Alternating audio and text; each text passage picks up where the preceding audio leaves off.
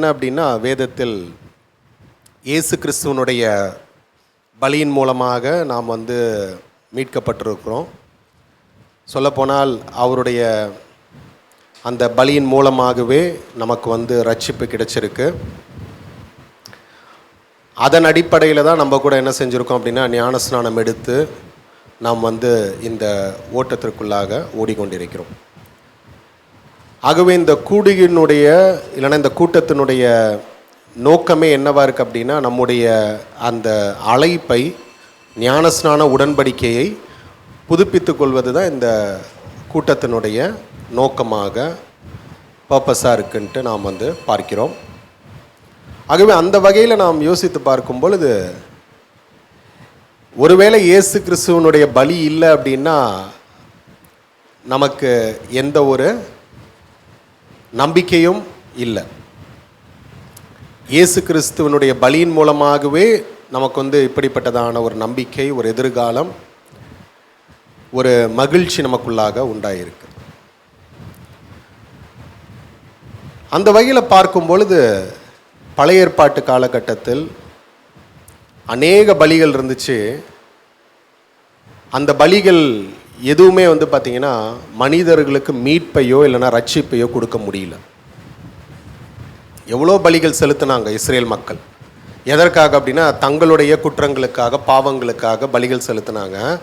ஆனால் அந்த பலிகள் எதுவுமே பார்த்திங்கன்னா அவர்களுடைய அந்த பாவத்தையும் குற்றத்தையும் பார்த்திங்கன்னா நிரந்தரமாக என்ன செய்ய முடியல, போக்க முடியல. அந்த பலிகள் மாறாக என்ன செஞ்சுது அப்படின்னு நம்ம பார்க்கும் பொழுது, அது அவர்களுடைய குற்றத்தை அவர்களுக்கு நினைவுபடுத்தி கொண்டே இருந்துச்சு. நீங்கள் பாவி பாவி அப்படின்னு சொல்லிட்டு அந்த பலிகள் அதை நினைவுபடுத்தி கொண்டே இருந்ததாக பார்க்கிறோம். பாருங்கள், எபிரேயர் 10ஆம் அதிகாரம் 3ஆம் வசனம் 4ஆம் வசனம். எபிரேயர் 10:3-4. அப்படி நிறுத்தப்படாதபடியால் பாவங்கள் உண்டென்று அவைகளினாலே வருஷந்தோறும் நினைவு கூறுதல் உண்டாயிருக்கிறது. அல்லாமலும் காளை, வெள்ளாட்டுக்கடா இவைகளுடைய இரத்தம் பாவங்களை நிவிர்த்தி செய்ய மாட்டாதே. பாருங்க, என்ன செய்த அந்த காளை, வெள்ளாட்டுக்கடா இல்லைன்னா இந்த பலிகள் வருஷந்தோறும் அது என்ன செய்தான், குற்றங்களை என்ன செய்தான், நினைவு கூறுவதற்காக அது கொடுக்கப்பட்டது. ஆனால் அது என்ன செய்ய முடியல, நிரந்தரமாக அவர்களுடைய குற்றங்களை எடுத்து போட முடியவில்லை. இப்போ பழைய ஏற்பாட்டு காலகட்டத்தில் எடுத்து பார்த்தோம் என்றால், குறிப்பாக ஒரு குறிப்பிட்ட நாள் இஸ்ரேல் மக்களுக்காக அவர்களுடைய குற்றங்களை போக்குவதற்காக ஒரு நாள் குறிக்கப்பட்டிருந்தது. அதுதான் என்ன அப்படின்னு பார்த்தீங்கன்னா, டே ஆஃப் அட்டோன்மெண்ட், பாவ நிவர்த்தி செய்யும் நாள். அந்த ஒரு நாளில் பார்த்திங்கன்னா நிறைய பாவ நிவர்த்தி அவங்க செய்யணும். எதற்காக அப்படின்னா, இஸ்ரேல் மக்களுக்காகவும் சரி, அதே போல் ஆசாரியர்களுக்காகவும் சரி, அந்த நாள் இப்படியாக அது செய்யப்பட்டது. என்னென்னா, அநேக பலிகள் செலுத்தி அவருடைய குற்றங்கள் எல்லாம் அறிக்கை செஞ்சு அவங்க தங்களை புதுப்பித்து கொள்ளக்கூடிய ஒரு நேரமாக இல்லைன்னா ஒரு தருணமாக அந்த பாவ நிவர்த்தி நாள் இருந்ததாக பார்க்கிறோம். நாம் எப்படி இன்றைக்கு நம்முடைய அழைப்பை புதுப்பித்து கொள்கிறோமோ, இயேசுவினுடைய பலியை நினைவு கூர்ந்து நம்முடைய அழைப்பை நம்ம புதுப்பித்துக் கொள்கிறோம் இல்லையா? அதே போல் இஸ்ரேல் மக்களும் என்ன செய்கிறாங்க அப்படின்னா, தங்களுடைய பாவங்கள் எல்லாம் அவங்க நிவர்த்தி செய்வதற்காக தேவனிடம் அதை அறிக்கை செஞ்சு பலிகள் செலுத்தி, இப்படியாக அவங்க என்ன செய்கிறாங்க அப்படின்னா, தேவனோடு நாங்கள் இருக்கிறோம் அப்படின்றத அவங்க இந்த பாவ நிவர்த்தி நாளன்று அவங்க நினைவு கூறுவதாக வேதாகமத்தில் சொல்லப்பட்டிருக்கு. அந்த வகையில் பார்க்கும் பொழுது, குறிப்பாக இந்த பாவ நிவர்த்தி நாளன்று நிறைய பலிகள் செலுத்தணுன்ட்டு நாம் பார்க்கிறோம்.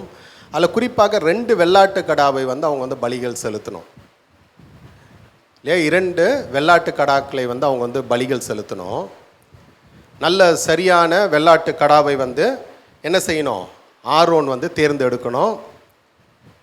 அப்படியாக அந்த 2 வெள்ளாட்டு கடா கோட்ஸ், 2 கோட்ஸை அவங்க எடுத்து அவங்க என்ன செய்யணும் அப்படின்னா, ஆசரிப்பு கூடார வாசலில் கர்த்தருடைய சன்னிதானத்தில் முன்பாக அவங்க என்ன செய்யணும் அப்படின்னா ஆரோனிடம் அந்த வெள்ளாட்டுக்கடாவை கொண்டு வந்து நிப்பாட்ட வேண்டும்.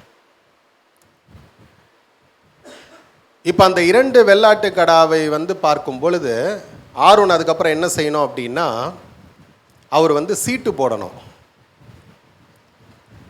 ஆரோன் என்ன செய்யணும்? சீட்டு போடணும். என்ன சீட்டு அப்படின்னா ஒரு வெள்ளாட்டுக்கடா வந்து கர்த்தருக்காக விழக்கூடிய ஒரு வெள்ளாட்டுக்கடா, கர்த்தருக்கென்று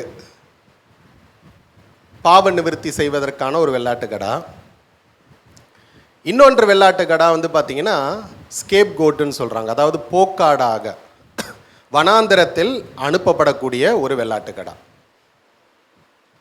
இதில் எது வந்து அது விழுன்னு தெரில. அதனால் வந்து என்ன செய்யணும் அப்படின்னா சீட்டு போட்டு அவங்க என்ன செய்கிறாங்க, ஒரு வெள்ளாட்டுக்கடாவை வந்து என்ன செய்கிறாங்க, போக்காடாக எடுக்கிறாங்க. ஒரு வெள்ளாட்டுக்கடாவை வந்து கர்த்தருக்கென்று பலியாக கொடுக்குறாங்க. புரியுதுல? ஸோ 2 வெள்ளாட்டுக்கடா, ஒன்று வந்து செத்துருது, அது வந்து கர்த்தருக்காக பலியாக கொடுக்கப்படக்கூடிய ஒரு வெள்ளாட்டுக்கடா. 2வது வெள்ளாட்டுக்கடா வந்து பார்த்திங்கன்னா வனாந்திரத்தில் அதை வந்து போக்காடாக விட்டுறாங்க. ஸோ இது வந்து பார்த்திங்கன்னா லேவியர் ஆகமத்தில் சொல்லப்பட்டிருக்கு. பாருங்கள், லேவியர் ஆகமம் 16ஆம் அதிகாரம் 5ஆம் வசனத்திலிருந்து அப்படியே வாசிங்க 8ஆம் வசனம் வரை. லேவியர் ஆகமம் 16 5லிருந்து 8. இஸ்ரவேல் புத்திரராகிய சபையாரிடத்திலே பாவ நிவாரண பலியாக ஒரு ஆட்டுக்கடாவையும் வாங்க கடவன். பின்பு ஆரோன் தனக்காகவும் தன் வீட்டாருக்காகவும் பாவ நிவர்த்தி செய்யும்படிக்கு தன்னுடைய பாவ நிவாரண பலியின் காளையை சேர பண்ணி அந்த 2 வெள்ளாட்டு கடாக்களையும் கொண்டு வந்து ஆசரிப்பு கூடார வாசலிலே கர்த்தருடைய சன்னதியில் நிறுத்தி அந்த 2 வெள்ளாட்டு கடாக்களையும் குறித்து கர்த்தருக்கென்று ஒரு சீட்டும் போக்காடாக விடப்படும் வெள்ளாட்டு கடாவுக்கென்று ஒரு சீட்டும் போட்டு கர்த்தருக்கென்று சீட்டு விழுந்த வெள்ளாட்டுக்கடாவை பாவ நிவாரண பலியாக சேர பண்ணி போக்காடாக விடப்பட்ட சீட்டு விழுந்த வெள்ளாட்டுக்கடாவை அதை கொண்டு பாவ நிவர்த்தி உண்டாக்கவும் அதை போக்காடாக வனாந்தரத்திலே போகவிடவும் கர்த்தருடைய சன்னதியில் உயிரோடே நிறுத்தி பின்பு ஆரோன் தனக்காகவும் தன் வீட்டாருக்காகவும் பாவ நிவர்த்தி செய்யும்படி தன்னுடைய பாவ நிவாரணத்துக்கான காளையை கொண்டு வந்து போதும். அது வரைக்கும் போதும். ஸோ இப்போ இங்கே வந்து என்ன பார்க்குறோம் அப்படின்னா 5லிருந்து 8 வரைக்கும் பார்க்கும் பொழுது 2 வெள்ளாட்டுக்கடா, ஒன்று வந்து கர்த்தருக்காக, இன்னொன்று வனாந்திரத்தில் போகக்கூடிய போக்காடு அப்படின்னு சொல்லிட்டு சொல்கிறாங்க. இப்போ இது ரெண்டுமே வந்து எப்படி எடுக்கப்படுது அப்படின்னா சீட்டு போட்டு எடுக்கிறாங்க. ஸோ 2 சீட்டு போடுறாங்க. வெள்ளாட்டுக்கடாவா, அதாவது கர்த்தருக்கான பாவ நிவர்த்தியா இல்லைனா போக்காடா அப்படின்னு சொல்லிட்டு சீட்டு போடுறாங்க.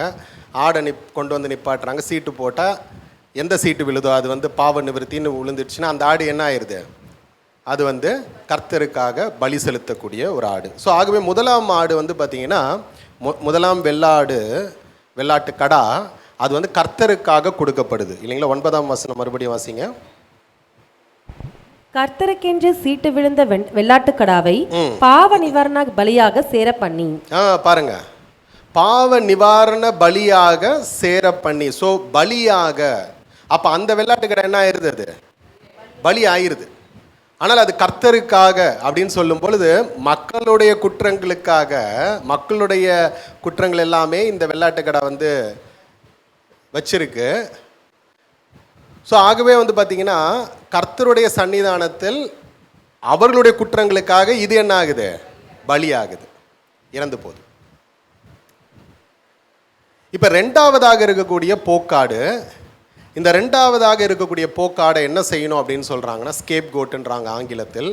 அந்த போக்காடை வந்து பார்த்திங்கன்னா ஆரோனுக்கு முன்பாக கொண்டு வந்து நிறுத்தணும்.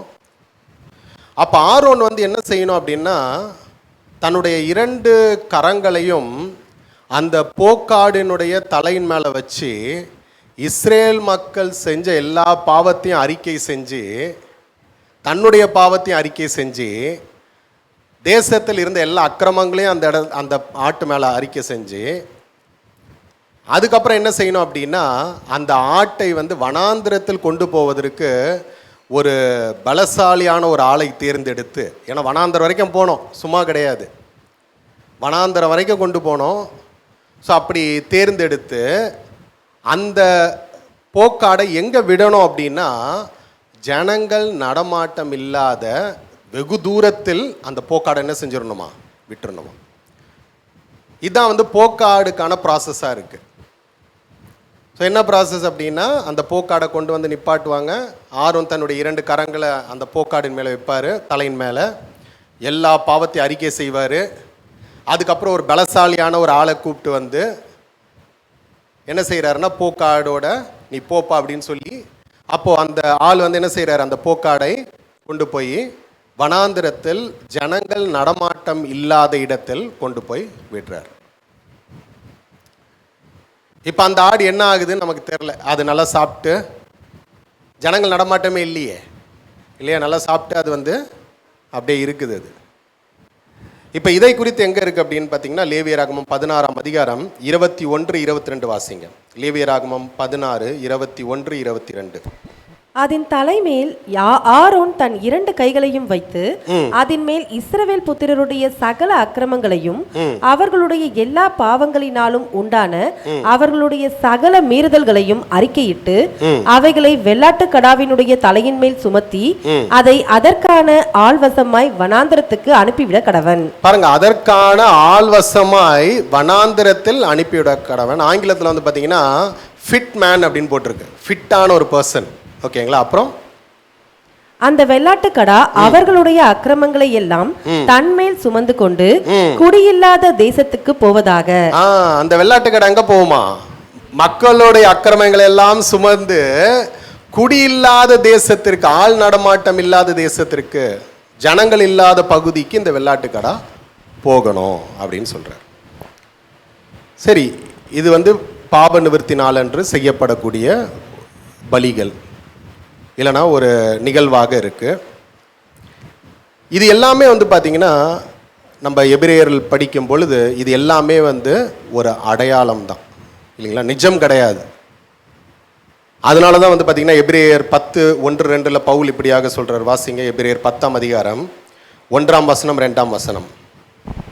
இப்படி இருக்க நியாயப்பிரமாணமானது வரப்போகிற நன்மைகளின் பொருளாயிராமல் அவைகளின் நிழலாய் மாத்திரம் இருக்கிறபடியால் வருஷந்தோறும் இடைவிடாமல் செலுத்தப்பட்டு வருகிற ஒரே விதமான பலிகளினாலே அவைகளை செலுத்த வருகிறவர்களை ஒரு காலம் பூரணப்படுத்த மாட்டாது.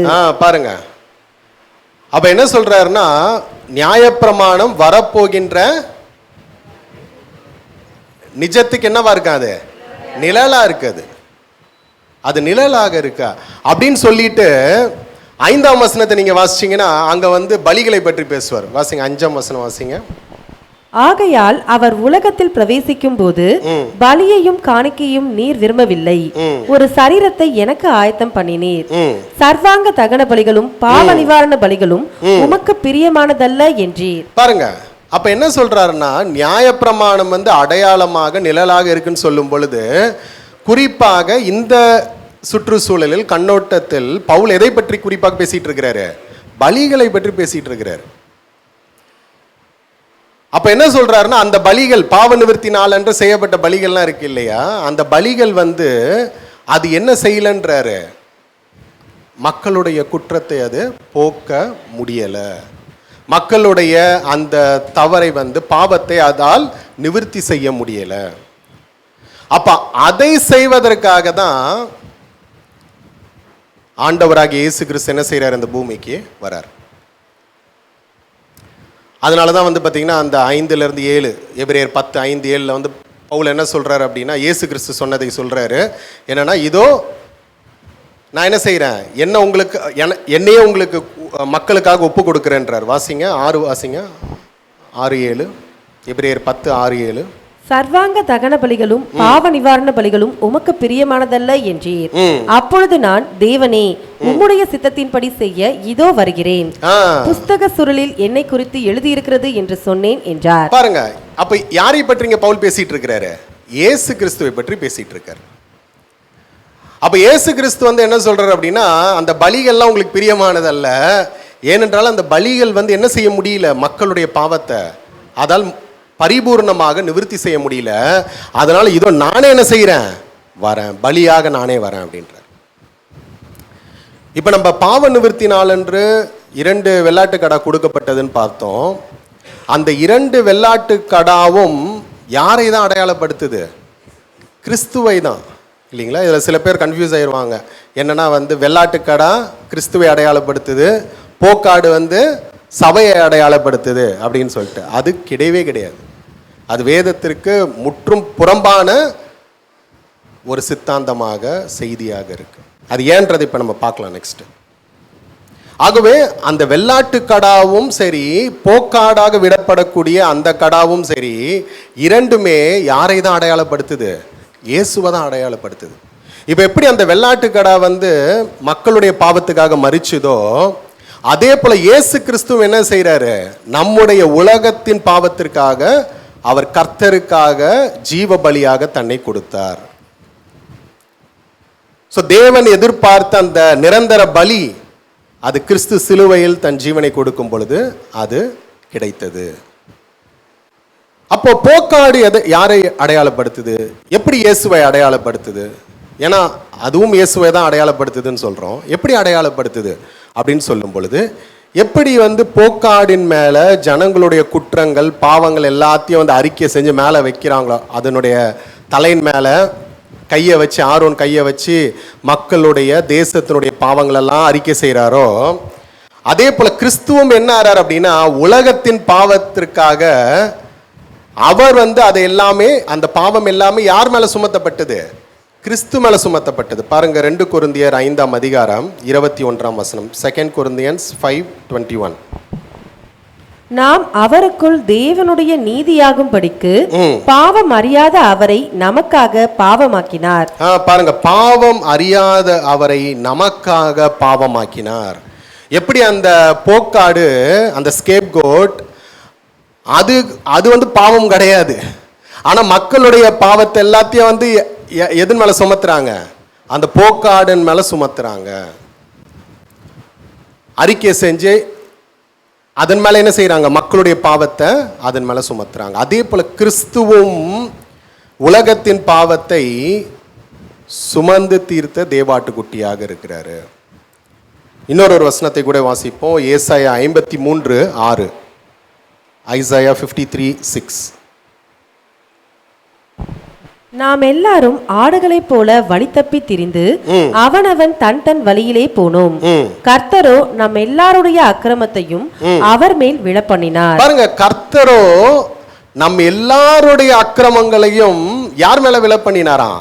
இயேசு கிறிஸ்து மேல விழப்பண்ணினார்.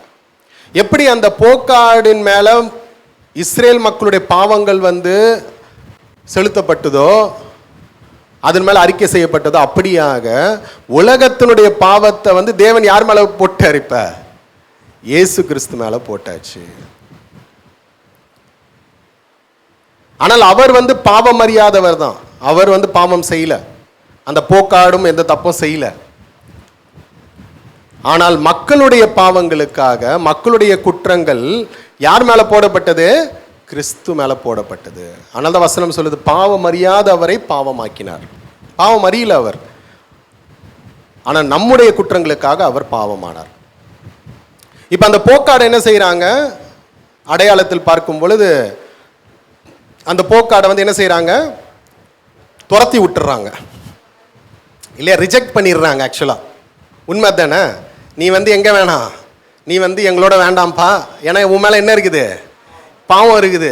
ஆனால் நீ என்ன ஆகணும்? நீ வெளியே போகணும்னு சொல்லி என்ன செய்யறாங்க? அதை வனாந்திரத்துக்கு அனுப்புறாங்கன்றதோட அங்க நாம் புரிந்து கொள்ளக்கூடிய ஒரு காரியம் என்னன்னா, இட் ஹஸ் பீன் ரிஜெக்டட். அது வந்து ஒதுக்கப்பட்டது இல்லைங்களா? அப்படியாக கிறிஸ்து கூட நம்முடைய பாவங்களுக்காக ஒதுக்கப்பட்டார். நம்முடைய பாவங்களுக்காக அவர் ரிஜெக்ட் பண்ணப்பட்டார். பாருங்க, ஏசாயா 53:3ஆம் வசனம் அப்புறம் 12ஆம் வசனம். ஏசாயா 53:3 அப்புறம் 12. அவர் அசட்டை பண்ணப்பட்டவரும் துக்கம் நிறைந்தவரும் பாடு அனுபவித்தவருமாய் இருந்தார். அவரை விட்டு நம்முடைய முகங்களை மறைத்து கொண்டோம். அவர் அசட்டை பண்ணப்பட்டிருந்தார், அவரை எண்ணாமற் போனோம். அப்புறம் அவர் வந்து பாருங்க, அசட்டை பண்ணப்பட்டிருந்தார். அவருடைய நம்முடைய முகத்தை வந்து என்ன செஞ்சுக்கிட்டோமா? அவரை விட்டு திருப்பி கொண்டு மறைத்து கொண்டு. என்ன சொல்றோம்? வேண்டாம் பண்ணி எனக்கு. எப்படி அந்த போக்காடு வந்து எல்லா பாவத்தையும் சுமந்ததுனால அது வந்து மக்கள் இல்லாத இடத்துக்கு அதை வந்து துரத்தி விட்டாங்களோ, அது அசட்டை பண்ணப்பட்டதோ, அது ஒதுக்கப்பட்டதோ, கிறிஸ்துவும் அப்படியாக நம்முடைய பாவங்களுக்காக அவர் அசட்டை பண்ணப்பட்டார், அவர் ஒதுக்கப்பட்டார். 12ஆம் வசனம் வாசிச்சிங்களா? அவர் தம்முடைய ஆத்துமாவை மரணத்தில் ஊற்றி அக்கிரமக்காரரில் ஒருவராக எண்ணப்பட்டு அநேகருடைய பாவத்தை தாமே சுமந்து அக்கிரமக்காரருக்காக வேண்டிக் கொண்டது நிமித்தம் அநேகரை அவருக்கு பங்காக கொடுப்பேன், பலவான்களை அவர் தமக்கு கொள்ளையாக பங்கிட்டுக் கொள்வார். பாருங்க, அநேகருடைய பாவங்களை அவர் சுமந்தது நிமித்தம் இல்லைங்களா? ஸோ ஆகவே நாம் என்ன புரிந்து கொள்கிறோம் அப்படின்னா, எப்படி அந்த போக்காடு ஒதுக்கப்பட்டதோ கிறிஸ்துவும் நமக்காக என்னாரு ஒதுக்கப்பட்டார். அதே போல் அந்த போக்காடை வந்து எங்கே அனுப்புகிறாங்க? வனாந்திரத்திற்கு, அதாவது அவர்கள் இருக்கக்கூடிய இடத்துலேருந்து வெளியே அனுப்பிடுறாங்க. கிறிஸ்துவும் வந்து பார்த்தீங்கன்னா அப்படியாக நமக்காக பாளையத்திற்கு வெளியே போய் என்ன ஆனார்? அவர் துன்பப்பட்டார் இல்லைங்களா? பாருங்க, எபிரேயர் 13ஆம் அதிகாரம் 12ஆம் வசனம், ஹீப்ரூஸ் 13:12.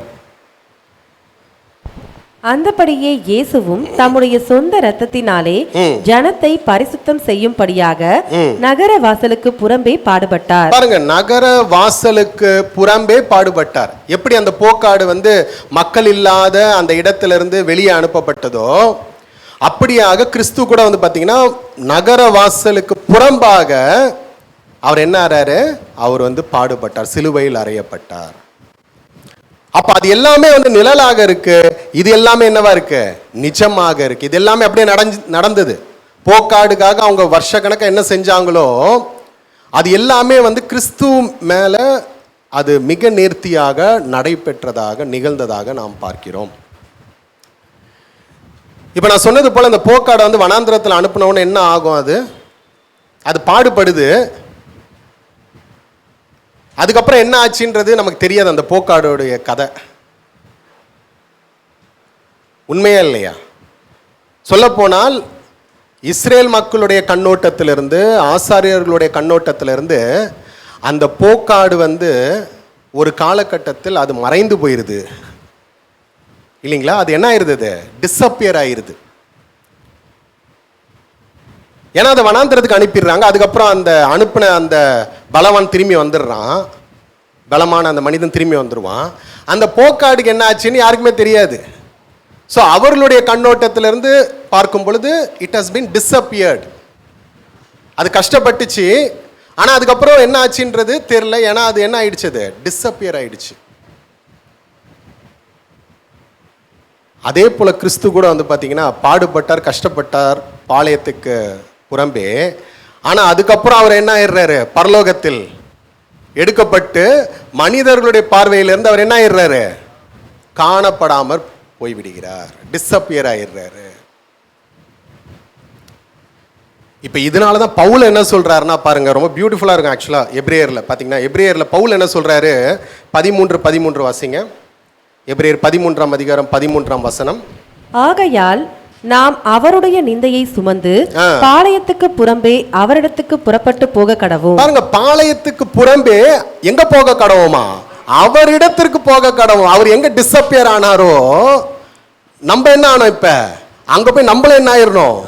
காணப்படாமற் போயிருவோம். நம்மளும் மறுரூபமாக்கப்பட்டு உலகத்தின் பார்வைக்கு நம்மள என்ன ஆயிடுவோம்? காணப்படாமற் போயிருவோம் நம்மளும். அதனாலதான் அதுக்கு அடுத்த வசனத்துல இன்னொன்னு என்ன சொல்றாரு பவுல் பாருங்க, 14ஆம் வசனத்துல, 13:14. நிலையான நகரம் நமக்கு இங்கே இல்லை, வரப்போகிறதையே நாடி தேடுகிறோம். பாருங்க எவ்வளவு பியூட்டிஃபுல்லா இருக்கு பாருங்க இல்லையா? எப்படி அந்த போக்காடு மறைஞ்சு போதோ அப்படியா கிறிஸ்து மறைஞ்சு போயிட்டாரு. இப்ப பவுல் என்ன சொல்றாரு? நாமும் வந்து அந்த போக்காடு போலவே என்ன செய்யலாம்? நிந்தைய வந்து முதல்ல சுமப்போம், அதுக்கப்புறம் அவர் எங்க இருக்கிறாரோ அங்க போயிருவோம்.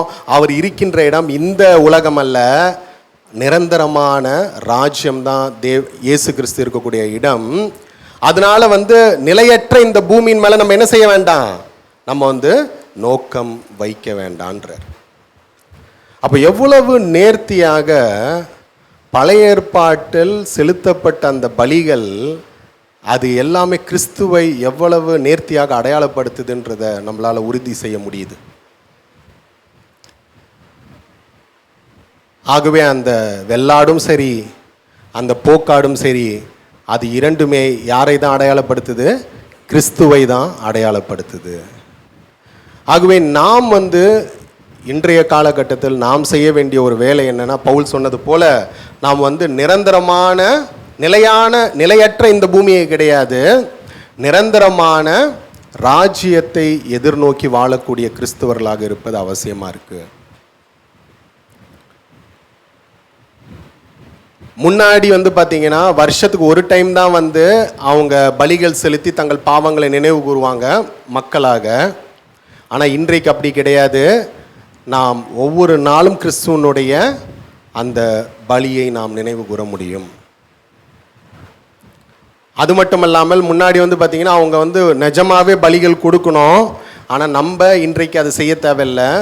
நாம் உண்மையாகவே மனம் திரும்பினால் போதும், கிறிஸ்து இயேசு மூலமாக நாம் மனம் திரும்பினால் போதும், நம்முடைய பாவங்கள் அது மன்னிக்கப்படும். ஸோ இப்படியாக நாம் இயேசு கிறிஸ்துவுக்காக இந்த ஞானஸ்நான இந்த உடன்படிக்கையில் நாம் மனம் திரும்பி ஒவ்வொரு நாளும் மனம் திரும்பி நாம் நிலையான தேவனுடைய ராஜ்யத்தின் மேலே கிறிஸ்து இருக்கக்கூடிய மறைந்து போன அந்த இடத்திற்கு போனோன்ற அந்த வைராக்கியத்தோடு நாம் வந்து எல்நாளும் நாம் வாழ்வோம் அப்படின்னா நிச்சயமாகவே நாம் வந்து ஒரு காலகட்டத்தில் நாமும் என்னாவோம், மறுரூபமாக்கப்படுவோம். கிறிஸ்து வெளிப்படும் பொழுது நாம் உயிரோடு இருந்தோம் என்றால் மறுரூபமாக்கப்படுவோம். இல்லைனா மரித்தோர் முதலாவது மகிமையில் உயிர் தெழுவார்கள் சொல்லிட்டு சொல்லப்பட்டிருக்கு. ஆகவே இந்த கர்த்தருடைய இந்த பந்தியில் நாம் கலந்து கொள்ளும் பொழுது இதை வந்து நம் மனதில் ஆழமாக வைத்து கொள்ளணும். என்ன அப்படின்னா, பவுல் சொன்ன அந்த காரியம் தான். மீண்டுமாக அதை வாசிப்போம். 14வது வசனம், எபிரேயர் 13:14. நிலையான நகரம் நமக்கு இங்கே இல்லை. பாருங்க, நிலையான நகரம் நமக்கு இங்கே இல்லை. உலகத்துக்கு இது இருக்கு. ஓகே, உலகத்துக்கு வந்து உலகத்தை பொறுத்த வரைக்கும் இதுதான் நிலையான நகரம், இதுதான் இங்கே தான் எல்லாமே அப்படின்னு சொல்லிட்டு உலகம் வந்து இதை வந்து நிலையான நகரமாக பார்ப்பாங்க. ஆனால் நமக்கு வந்து அது கிடையாது. ஆனால் இதில் என்ன விஷயம்னா, பாடுகள் ரெண்டு பேருக்கும் ஒன்று தான். மேபி நமக்கு கொஞ்சம் கூடுதலாக இருக்கலாம். ஏன்னா சாத்தான் நமக்கு விரோதமாக இருப்பான். நம்முடைய அழைப்பை கவிழ்த்து போடுவதற்காக என்னென்ன முயற்சிகள் எடுக்க முடியுமோ அதெல்லாம் செய்வான். ஆனால் உலக மக்களுக்கும் என்ன இருக்குது, கண்டிப்பாக பாடுகள் இருக்க தான் செய்யுது. ஆனால் நம்மை தேவன் என்ன செஞ்சிருக்கிறார், விசேஷமானவர்களாக உலகத்திலிருந்து பிரித்தெடுத்தார். ஸோ அதனால் நமக்காக என்ன சொல்றாருன்னா பவுல், நமக்கு வந்து நிலையான நகரம் இங்கே இல்லைன்றாரு. இங்கே கிடையாதுப்பா உங்களுக்கு. எப்படி இயேசு கிறிஸ்துவுக்கு வந்து பாளையத்துக்கு புறம்பே தான் எல்லாமே இருந்துச்சோ, நமக்கும் வந்து என்னன்னு சொல்றாரு, இந்த உலகத்துக்கு வெளியே தான் எல்லாமே இருக்குது. அதனால இந்த உலகத்தை வந்து நீங்க என்ன நினைக்காதீங்க, நிலையான நகரமாக எண்ணாதீங்க. அப்புறம் வரப்போகிறதையே நாடி தேடுகிறோம். வரப்போகிறதையே நாடி தேடுகிறோம். அந்த இடத்துல வந்து தேடுகிறோம் சொல்லும் பொழுது அது என்னவா இருக்கு, ப்ரெசன்ட் டென்ஸா இருக்கு. தேடினோம் சொல்லலை, இல்லை தேட போகிறோம்னு சொல்லலை. என்ன சொல்றாரு, தேடுகிறோம். அப்படின்னா சாகிற வரைக்கும் எதை தான் தேடிட்டு இருக்க போறோம், வரப்போகின்ற அந்த நகரத்தை தேடிக்கொண்டிருக்கிறோம். தேடிக்கொண்டிருக்கிறோம்னா என்னது, அது தேடிக்கொண்டிருக்க முன்னாடி என்ன சொல்றாரு, நாடி தேடுகிறோம்ன்றார். சீக்கிங் இல்லைங்களா, எதிர்பார்த்து அதற்கேற்ற கிரியைகள் செஞ்சு அதை தான் வந்து தேடிக்கொண்டிருக்கிறோம், அதை தான் வந்து நாங்கள் செய்து கொண்டிருக்கிறோம். சொல்ல போனால் எங்களுடைய சிட்டிசன்ஷிப்பை அந்த இடத்துல என்ன செஞ்சிட்டு இருக்கோம், உறுதிப்படுத்தி கொண்டிருக்கிறோன்றார் பவுல். இந்த உலகத்தில் சிட்டிசன்ஷிப்பை உறுதிப்படுத்தலை, இது எல்லாமே டெம்பரரி தான். உயிரோடு இருக்கிற வரைக்கும் தான் சிட்டிசன்ஷிப்பு, அதுக்கப்புறம் எல்லாம் முடிஞ்சு போச்சு. ஆனால் நிரந்தரமான குடியிருப்பு சிட்டிசன்ஷிப் அது எங்கே தான் நமக்குன்றாரு, பரலோகத்தில் தான். ஸோ அதை தான் நாங்கள் என்ன செய்கிறோம், நாடி தேடுகிறோம். அதனால் அதற்காக நாங்கள் என்ன செய்கிறோம், அனுதினமும் பிரயாசப்படுறோம். அதை வந்து நாங்கள் தக்க வச்சுக்கணும். அந்த குடியிருப்பை, அந்த சிட்டிசன்ஷிப்பை நாங்கள் என்ன செய்கிறோம், தக்க வச்சுக்கிறோம் அப்படின்றார். ஸோ நம்முடைய அழைப்பு கூட அதே தான்.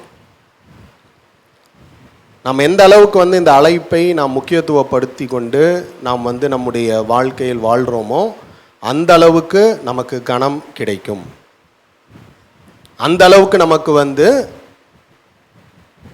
குடியிருப்பு ராஜ்யத்தில் உறுதி செய்யப்படும். ஆகவே நாம் மனதில் எல்லா நாளும் நாம் வந்து ஆழமாக வைத்து கொள்ளக்கூடிய ஒரு காரியம் என்ன அப்படின்னா, நிலையான நகரம் இது கிடையாது. அது வந்து சொல்கிறது சுலபம், ஆனால் வந்து செயல்முறையில் அது கஷ்டம்தான். ஆனால் அதை மனதில் நாம் ஆழமாக தரித்து கொள்ளணும். என்ன அப்படின்னா, இந்த உலகம் அது நிரந்தரம் கிடையாது. நேற்றைய தினம் இருந்துச்சு, இன்றைக்கு அந்த நாள் மாறிவிட்டது. இந்த நாள் போயிடும், அடுத்த நாள் ஆரம்பிச்சிடும். ஸோ இந்த உலகம் வந்து பார்த்திங்கன்னா, இந்த நாள், இந்த நாட்கள் எல்லாமே வந்து கடந்து போய் கொண்டே தான் இருக்கும். இந்த உலகத்தில் அதான் சொல்லுவாங்க இல்லையா, இந்த உலகத்தில் வந்து எது மட்டும்தான் பர்மனண்ட்டுன்னு சொல்கிறாங்க, மாற்றம் ஒன்று மட்டுமே மாறாததுன்றாங்க. மற்றது எல்லாமே மாறிக்கொண்டு தான் இருக்குது. 3 மணி ஆகும்போது நல்லா வெளிச்சமாக இருந்துச்சு, இப்போ 7:20 மாறி போச்சு. விடிய காலையில் ஆகும்பொழுது நல்லா அழகாக சூரியன் உதிக்கும், அதுக்கப்புறம் அது மாறும். மாறிக்கொண்டே இருப்பது தான் இந்த உலகம். அதனால தான் பவுல் சொல்கிறாரு, நிலையில்லாத உலகம் இது அப்படின்றார். அதை தேடி நாங்கள் வாழலப்பா, அது மேலே எங்கள் நம்பிக்கை வைக்கல. நாங்கள் வந்து எதன் மேலே நாங்கள் நம்பிக்கை வச்சுருக்கோம் அப்படின்னா, நிலையுள்ள நிரந்தரமான ராஜ்யத்தை எதிர்நோக்கி தான் நாங்கள் இருக்கிறோம் அப்படின்றார். ஸோ ஆகவே வந்து நம்முடைய இந்த ஆவிக்குரிய ஓட்டத்தில் கூட நமக்காக கிறிஸ்து பாடுபட்டார். நம்முடைய அக்கிரமங்களுக்காக அவர் வந்து பாவங்களை சுமந்தார். ஆகவே நாம் தவறு செய்யும் பொழுதெல்லாம் நாம் வந்து பாவ மன்னிப்பை கேட்டு தொடர்ந்து நம்முடைய அழைப்பை நாம் கண்ணோக்கி பார்த்து அந்த அழைப்பில் தொடர்வது ரொம்ப அவசியமாக இருக்குது. எதற்காக இந்த ஞானஸ்நானம் எடுத்தோம், இந்த ஞானஸ்நான அழைப்பினுடைய நோக்கம் என்ன அப்படின்றத நாம் வந்து ஒவ்வொரு நாளும், சொல்லப்போனால் ஒரு நாள் தொடங்கும் பொழுது அதை ஞாபகப்படுத்தி கொண்டோம் என்றால் அது நல்லது. எழுந்த உடனேயே நம்முடைய அழைப்பு என்ன, இந்த நாளில் நம்ம அழைப்பிற்கான காரியத்தை என்ன செய்யலாம். பவுல் சொல்வது போல அடைந்தாயிற்றுன்னு யாருமே சொல்ல முடியாது. ஆனால் அதை அடைவதற்கான முயற்சிகள் எடுப்பதற்கு தான் இந்த எக்ஸசைஸ். என்னென்னா, எழுந்த உடனே இந்த நாளில் இந்த அழைப்பிற்கு நான் என்ன செய்ய போகிறேன் அப்படின்னு சொல்லிட்டு அந்த அழைப்பை முதலாவது நாம் ஞாபகப்படுத்திக் கொள்வது ரொம்ப நன்மையாக இருக்கும். அதே போல் ஒருவேளை நாம் தவறுகள் குற்றங்கள் செய்தோம் என்றால் எப்படி அந்த போக்காடின் மேலே எல்லா பாவங்களும் சுமத்தப்பட்டதோ, கிறிஸ்து நம்முடைய பாவங்களுக்காக ஏற்கனவே சிலுவையில் சுமந்தார் அப்படின்றத, நகரத்திற்கு புறம்பே சுமந்தார் அப்படின்றத நாம் நினைவுபடுத்தி நம்முடைய பாவத்தை அறிக்கை செஞ்சு நாம் நம்முடைய அழைப்பை நோக்கி ஓடுவது அவசியமாக இருக்குது. இதில் புரிந்து கொள்ளக்கூடிய காரியம் என்ன அப்படின்னா, பின்வாங்கி போயிடக்கூடாது. நான் பாவம் செஞ்சிட்டேன் அப்படின்னோடனே நான் தகுதியற்றவன், நான் இதற்கு வந்து எனக்கு ஐ ஆம் நாட் டிசர்வ்டு அப்படின்னு சொல்லிட்டு நாம் வந்து பின்னிட்டு போய்விடக்கூடாது. மாறாக எனக்காக கிறிஸ்து என்னுடைய பாவங்களை அவர் சுமந்தார்.